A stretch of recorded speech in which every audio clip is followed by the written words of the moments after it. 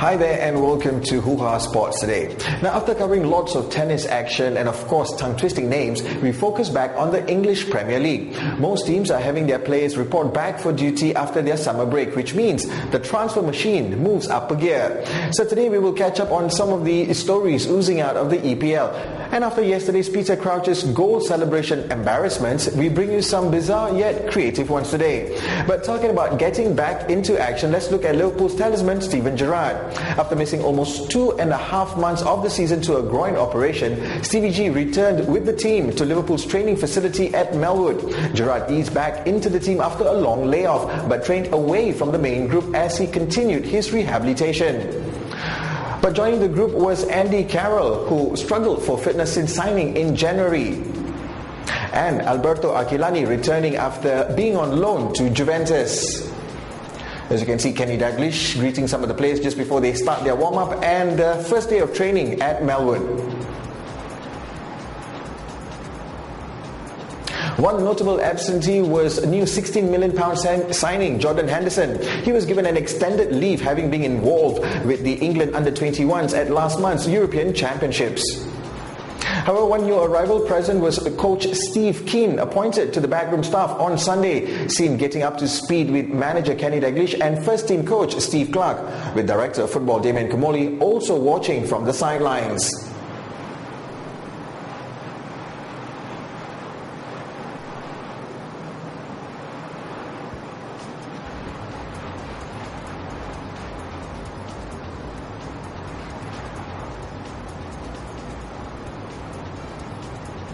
Meanwhile, Vice-Captain Jamie Carragher said that it was good to be back after taking a longer break than the usual, and added that there was a new sense of optimism and believes there will be more new faces by the time the transfer window closes. Liverpool are still expected to conduct some wheeling and dealing.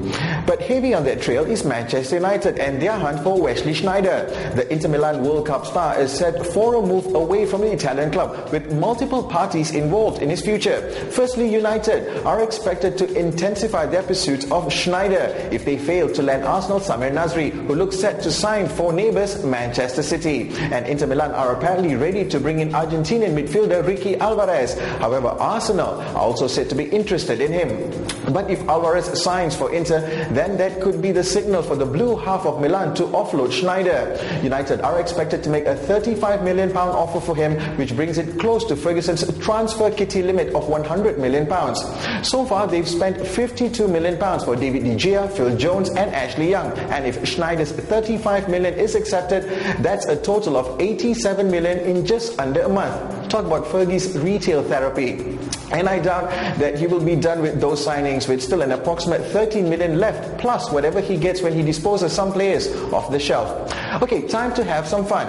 Yesterday we showed you Peter Crouch practicing his goal celebration under the watchful eye of the eye in the sky, or ceiling, so to speak. And most football fans are familiar with the rock the baby or cradle celebration, Cantona's adulation, and even the Viking robot dance. So I looked through YouTube and found some creative, over-the-board and bizarre celebrations. First up, the Icelandic League, or from the Icelandic League. Not that it's a bunch of Scandinavian superheroes, but if you're from a country that loves its football and fishing, then maybe you are a hero. This is probably cast the line and reel in the salmon goal celebration.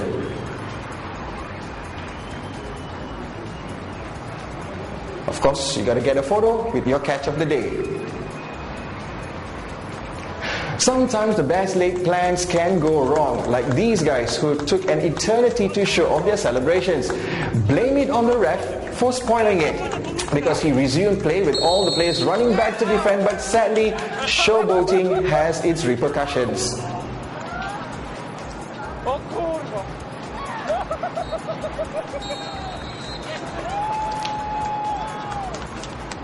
Repercussions just like this one, which is not a goal celebration but a goalkeeper's premature celebration. Seems to be from the Algerian league. It's a penalty, it was saved, and without realizing that the ball is still in motion, the keeper celebrates. The ball rolls into the net, the player questions the ref and he gives it, while the arrogant chest-beating keeper should knock himself on the head.